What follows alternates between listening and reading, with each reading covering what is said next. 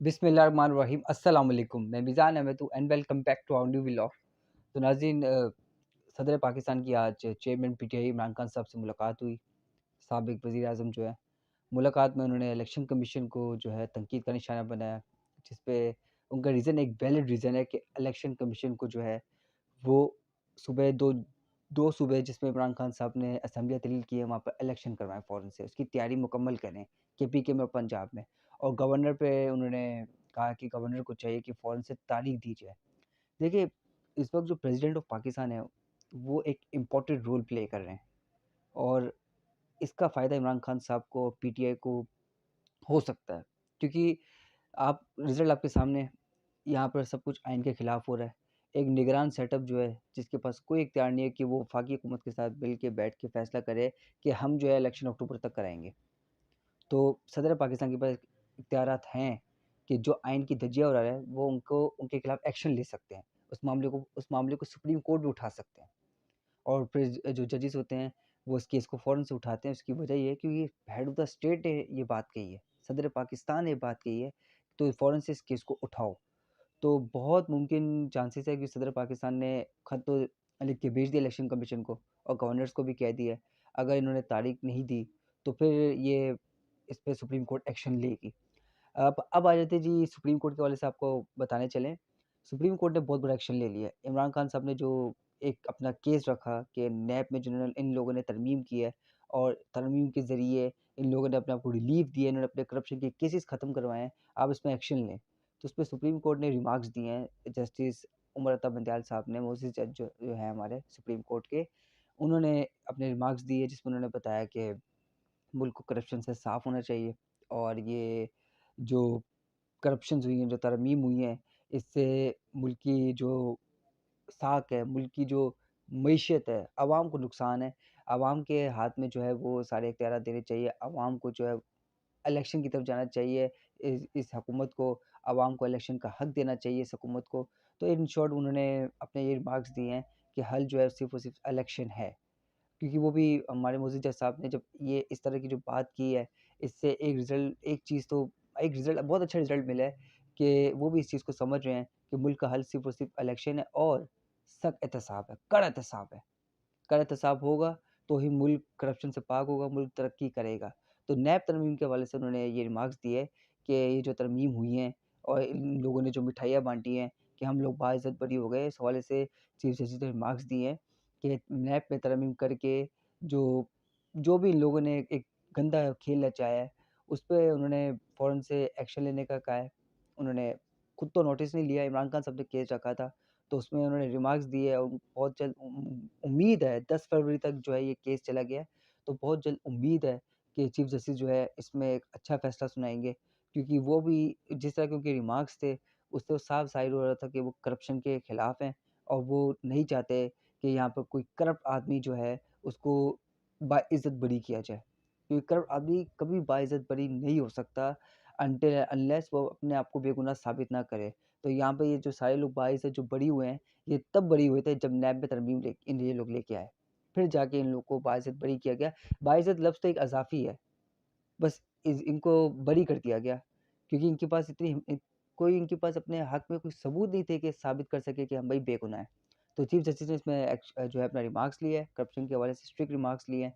तो बहुत मुमकिन है 10 फरवरी को एक अच्छी खबर जो है वो सामने आए, करप्शन के खात्मे के हवाले से आए, अल्लाह करे। अब आ जाते हैं जी एक और इम्पोर्टेंट टॉपिक में।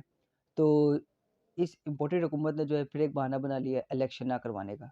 पहले बहाना बनाया दहशतगर्दी का, अब एक और बहाना बना लिया कि जी फ़ौज जो है वो अभी इलेक्शन में नहीं आ सकती, इलेक्शन नहीं करवा सकती। जो पोलिंग एजेंट्स जो जितने भी हमारे पोलिंग स्टेशंस होते हैं वहाँ पर फ़ौज होते हैं, तो वो अभी नहीं करवा सकती, एक सिक्योरिटी नहीं मिल सकती, तो लिहाज़ा भी हम इलेक्शन नहीं करवा सकते। क्योंकि जीएचक्यू की तरफ से एक ऑर्डर है कि हम लोग जो हैं अभी जो मरदमशुमारी चल रही है और जो दहशतगर्दी हो रही है, इस वजह से हम ब अभी बहुत मसरूफ़ हैं, तो हम इलेक्शन नहीं करवा सकते, तो एक उसका एक बहाना मिल गया है।